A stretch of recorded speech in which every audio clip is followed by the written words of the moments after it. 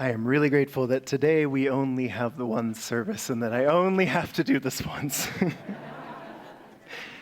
Because goodbyes are hard. Even though I will remind you that I will still be around for another 3 weeks and another 3 Sundays, so don't put me in the ground quite yet. So, in the time that we have had together over these last 9 months, at least some of you have heard me talk about how I spent the year after I graduated from college doing a service year through a program called Jesuit Volunteer Corps Northwest. It's a program rooted in the Ignatian spirituality of the Jesuits, the order of Catholic priests who ran my college. And the basic premise of the program is that they send a bunch of 20-something recent college grads who've never met each other out into the world to live together in these spiritually grounded, intentional house communities, and often remote locales with predictably mixed results on the houses. And these 20-somethings, while they're doing that, they work full-time in organizations doing service and justice work. Soup kitchens and houseless shelters and immigration legal centers and community health clinics and underfunded schools and the like.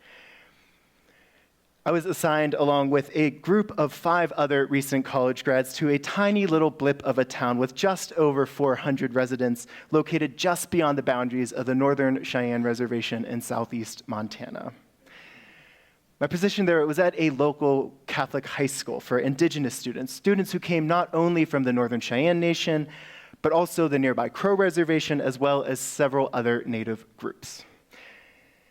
I spent that year helping lead after-school programs, which in practice meant that I did a little bit of tutoring and a whole lot of sitting around with those high schoolers, talking to them about their crushes and their favorite TV shows, and their dreams for the future, and everything else that made up their lives. That year changed me. It certainly changed my plans for the future. That year, it cracked my heart wide open as I got to know those students. It cracked my heart wide open as I came to love those kids, as I accompanied them not only through the standard ups and downs of high school, but also through traumatic events in their families and their communities, through frustrations with the rigidity of the school itself, and through some of their efforts to resist so many of the systems of oppression that sought to dehumanize them and to depossess their people. I will probably never be prouder, for example, than I was watching them stage a walkout protest to demand more culturally sensitive education. Although seeing pictures of some of their college graduations over the last few weeks has come close. And through that year, through that work, I realized that moving forward, I just wanted to find a job where I could continue to do what I was doing with those students. I just wanted to find a vocation, a job that I could do for the long haul, where I could be with people and love the world. A job where we could celebrate in community personal joys and successes and hold one another in times of sadness and sorrow and struggle. As together, as a community, we worked to build a world with more justice and more wholeness. The thing is, folks, I had no idea if that job existed, nor did I have any idea what it might possibly be in the first place. I just knew it wasn't any of the careers I'd considered before with their success and the many, many degrees. It wasn't any of those. And as a planner who loves to have not only a plan for 1 year from now, but also 10 years from now, that left me feeling some very real anxiety.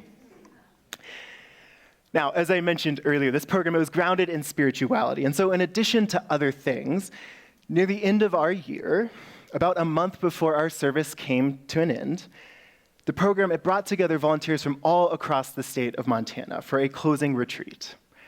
A retreat to reflect on, to discern how we might carry forward what we had learned during that year of service.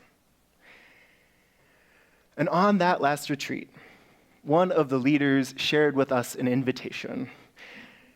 An invitation especially for those of us who had been transformed by the program and were perhaps rethinking our life plans, which felt a little targeted.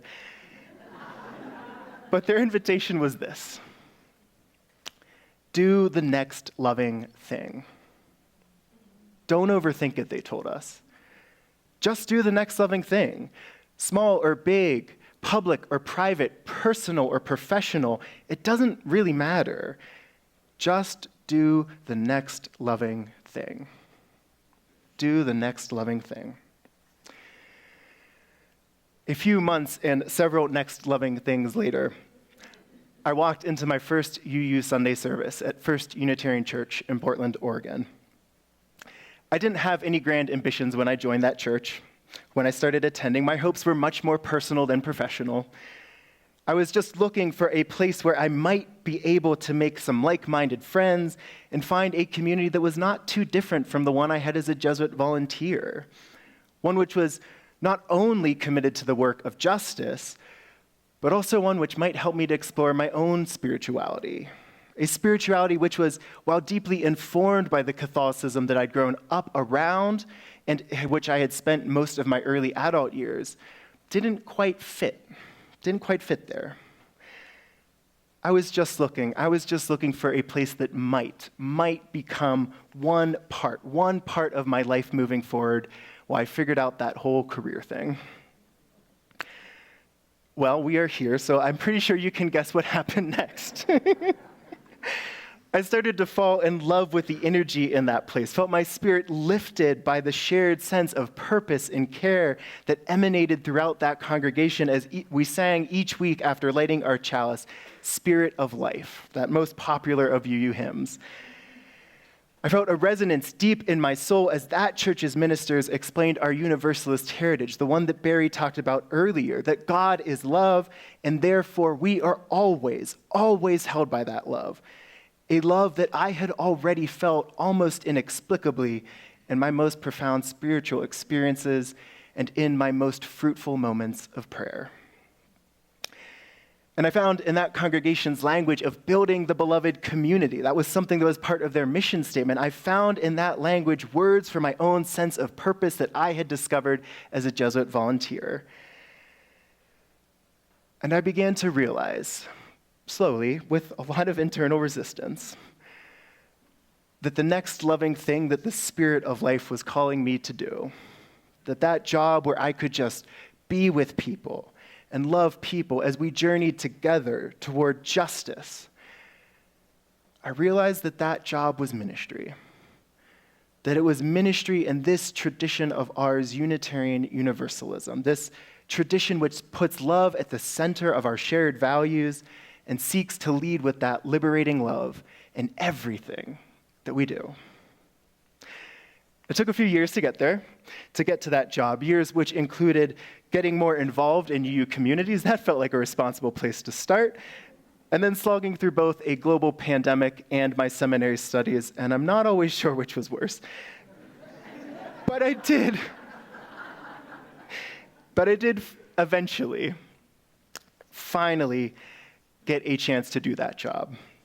That job of living love out loud, as Reverend Wendy referred to ministry when I interviewed here, to do that job for the first time, starting last September, right here in this church, JUC.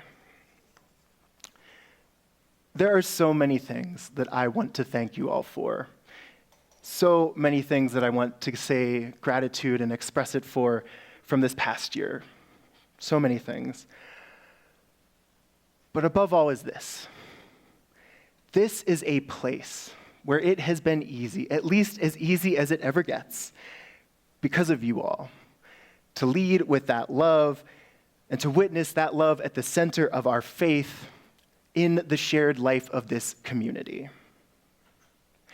You all have not only welcomed me and affirmed many of my skills for ministry, even the ones that my perfectionist side loves to doubt, but you've also trusted me. You've trusted me, a relatively inexperienced minister, still very much in my young adult years, to accompany you through some of the deepest joys and sorrows of your lives.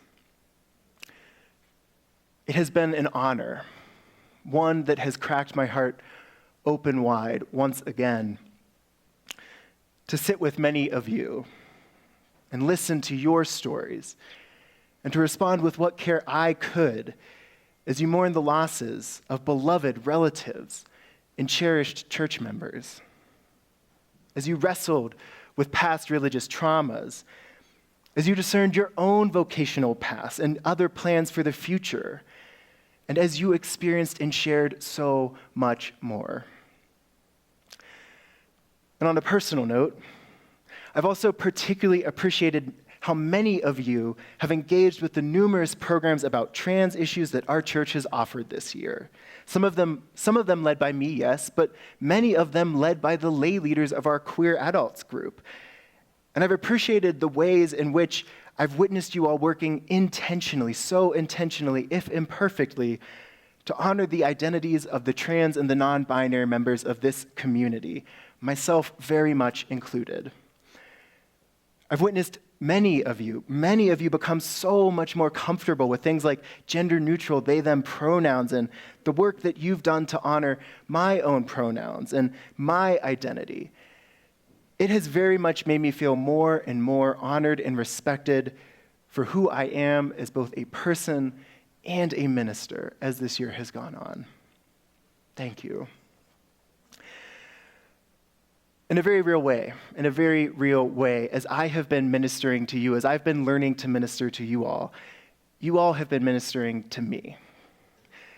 This is something that we probably don't talk about enough as UUs.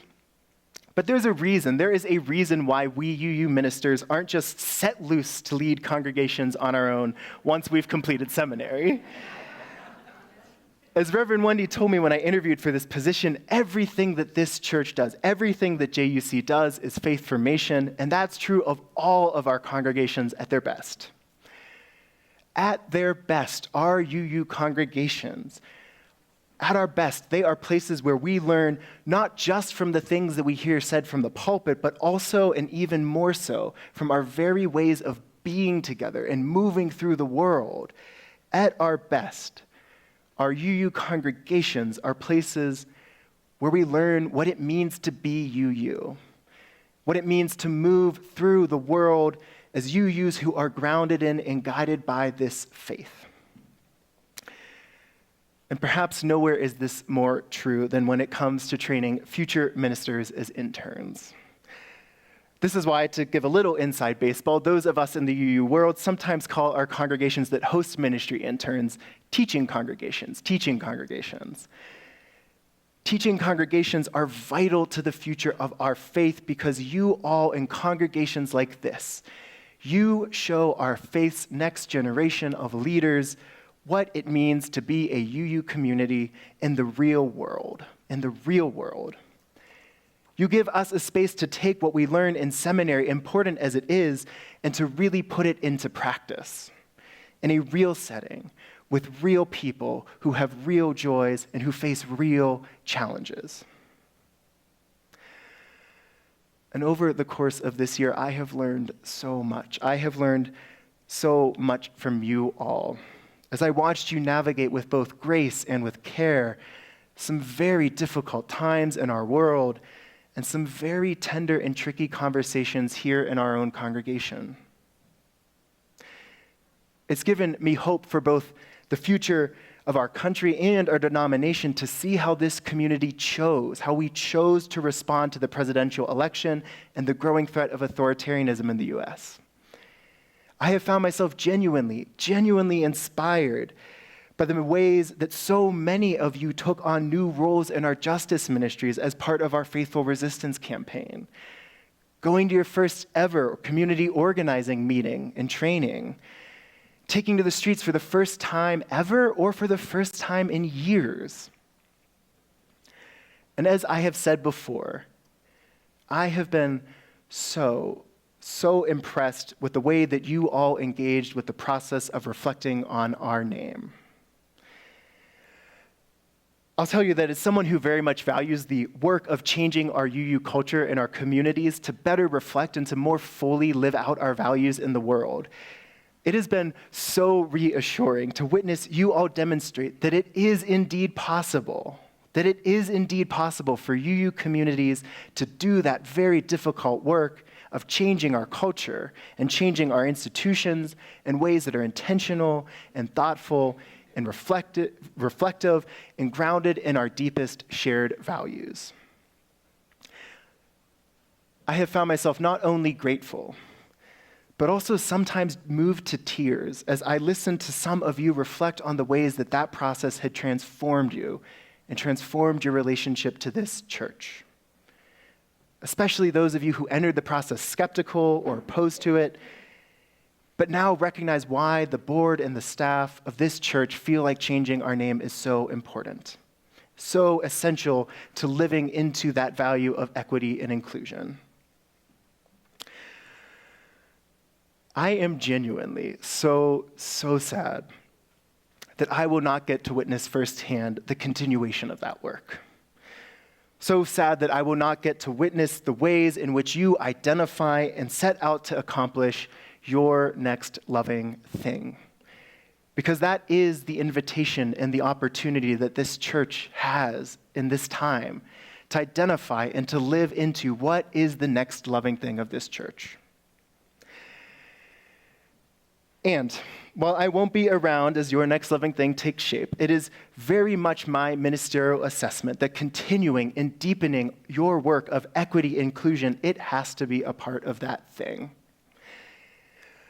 Because even though my experience of JUC has been that on the whole, you are very receptive to and receptive to being challenged and being invited to recognize potential growth areas, I've also observed an unhelpful undercurrent, one not uncommon in our UU communities, an undercurrent of individualism, which presents as contentment with the status quo and defensiveness in response to calls for greater attention to equity and inclusion.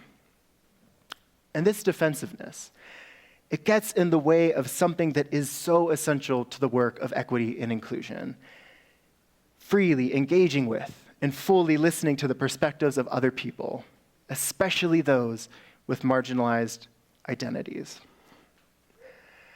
And so my hope for you all is that when you feel that defensiveness arising, perhaps even now, that you're able to pause, to breathe, to notice where it's coming from, and to notice where maybe your own woundedness is getting in the way of bearing witness to others, of bearing witness to their pain, and of doing what you can to care for them. And I know that you can do that. I know that you can push through that. I know that you can push through the individualism and the defensiveness because I have seen you do it. I have seen you do it so many times. I just won't be here to see you do it again because I will be doing my next loving thing. This is the flip side, perhaps, to your role as a teaching congregation, the hard part of that role and that work. As a teaching congregation, you all prepare those of us who are ministers information for the next loving thing, for our next loving thing. You prepare us to go out and to spread the good news of Unitarian Universalism to other communities. You prepare us to form deep and lasting relationships with other congregants in other churches, to do the work of living love out loud in other places and with other people. As a teaching congregation, you all help to prepare people like me to become the best possible ministers that we can be for other UU congregations. You give us a blessing without which we cannot hope to become ordained ministers, nor can we even imagine flourishing in that role. But then, having let your own hearts be cracked open, if only just a little bit, having let yourselves love us and having let yourselves been loved by us, you have to let us go. Your role is one of loving so that others may be loved. I feel so lucky, so grateful, so blessed to have received that gift from you all here at JUC. Thank you. Thank you for teaching me. Thank you for supporting me, for helping to form me, for blessing me by preparing me for my next loving thing. As I go forth to do that next loving thing, to the next stage of my ministry, I know that I will carry you and your love and all that you have taught me into my ministry and into my future. And my hope for you, my prayer for you all, JUC, is that you continue to be blessed and to bless one another by loving and being loved in that same compassionate, justice-seeking way that I have witnessed you love and be loved time and time again this year. May this be so. May this be so. And amen.